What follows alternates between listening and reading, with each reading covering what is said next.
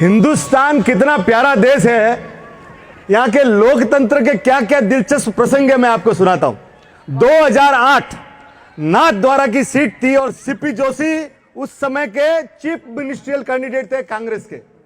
अब सोचिए, इलेक्शन हुआ, इलेक्शंस के रिजल्ट आए, उनको 62,751 वोट मिले और सामने जो बीजेपी के कैंडिडेट थे उनको मिला 62,752। एक वोट से हार गए। और मजे की बात सुनिए, उनकी पत्नी, उनकी मदर और उनको ड्राइवर 3 जने वोट देने नहीं गए। तो वोट अवश्य कीजिए, वोट। दूसरा, जनता दल का कर्नाटक में विधानसभा चुनाव हुआ। एक तरफ जनता दल एस से सूर्य कुमार थे, उनके सामने थे उरुगेन जो कांग्रेस के कैंडिडेट। सूर्य कुमार को वोट मिले 40,751 और उनके कांग्रेस के कैंडिडेट को मिला 40,752। एक वोट। उन्होंने अपने ड्राइवर को रोक दिया कि तू गाड़ी संभाल, और उनकी गाड़ी संभल गई।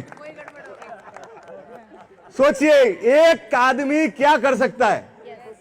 तीसरा, अपने बंबई में 220 नंबर वार्ड, एक तरफ शिवसेना के कैंडिडेट थे, एक तरफ भाजपा के अतुल शाह। अब सोचिए, सुरेंद्र जी बगलकर जो शिवसेना के कैंडिडेट थे उनको निर्वाचित घोषित कर दिया गया। फिर बोले, अतुल शाह गए कि भाई हमारे को काउंटिंग रिकाउंट कराना है।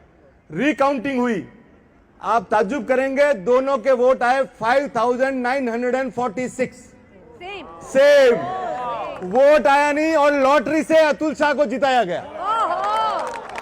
तीसरा, आपका एक वोट क्या करता है। 1917 दुनिया के सबसे महानतम पुरुषों में से एक सरदार पटेल एक वोट से म्युनिसिपल कॉर्पोरेशन का वोट हार गए थे, सिंगल वोट। और सबसे बड़ी बात, वाजपेयी जी की 1998 की जो गवर्नमेंट गई थी ना, वो भी एक वोट से गई थी। और हजारों करोड़ रुपया खर्च करने के बाद 1999 में सिर्फ एक वोट के कारण वापस गवर्नमेंट लानी पड़ी थी। तो वोट आप करते रहिए, आपकी जहां इच्छा हो, जहां मन हो, जिसको करना हो करो, पर वोट ये आलस मत रखो कि मैं नीचे नहीं उतरूंगा, अभी ईवीएम मशीन आपके घर पे तो आएगी नहीं। अब आप ये सोचिए, अपने यहां आलस नहीं है, फॉरेन में भी आलस है। 1875 में फ्रांस में राजाशाही थी, हजारों साल से रॉयल्टी चल रही थी। तो उनका आया कि भाई रॉयल्टी रखनी है कि रिपब्लिक रखना है। तो इलेक्शंस हुए, अब राजा लोग हैं, देर से उठे, एक वोट से रॉयल्टी हजारों साल की चली गई और 1875 से आज दिन तक फ्रांस रिपब्लिक है। एक वोट। आप सोचिए, 1932 में हिटलर नाजी जर्मनी जीत के आया, उसकी पार्टी का जो वो कितने वोट से जीता था मालूम है? सिर्फ एक वोट से। अगर उस दिन वो आदमी हार गया होता तो दुनिया में 8 करोड़ लोग सेकंड वर्ल्ड वॉर में नहीं मारे जाते। तो आपका वोट कितना महत्वपूर्ण है, आप सोचिए, वोट दीजिए। तीसरा, अपने को लगता है ना, आप अगर यूएस जाते हो, आज आप इंग्लिश में बात करते हो, यूएस में 1775 में एनेक्स हुआ कि भाई अपनी लैंग्वेज कौन सी रखनी, जर्मन या इंग्लिश, और एक वोट से इंग्लिश किया गया। आज भी वहां पे जो इंग्लिश बोली जाती है ना, सिर्फ एक वोट के कारण है। अपने यहां नहीं है कि भाई ऐसा नहीं है। अमेरिका के 3 प्रेसिडेंट, जेफरसन 1800 से 1824 और 1876, 3 प्रेसिडेंट ऐसे हुए जो सिर्फ एक वोट से जीते, सिर्फ एक वोट से।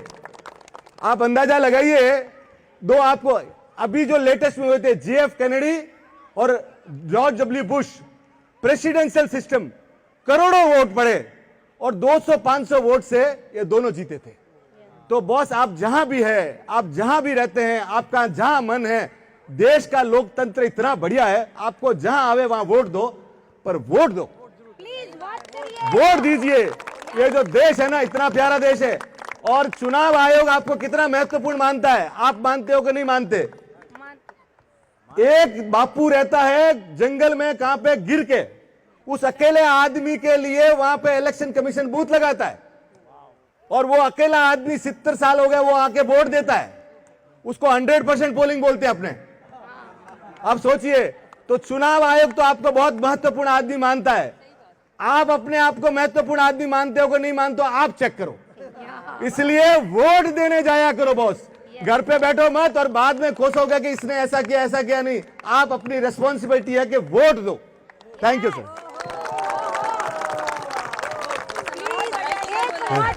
क्या है वो बता दिया प्लीज, बहुत ही अच्छा। अंकुर नमक, असली नमक। नमक कम ही खाएं पर अच्छा खाएं।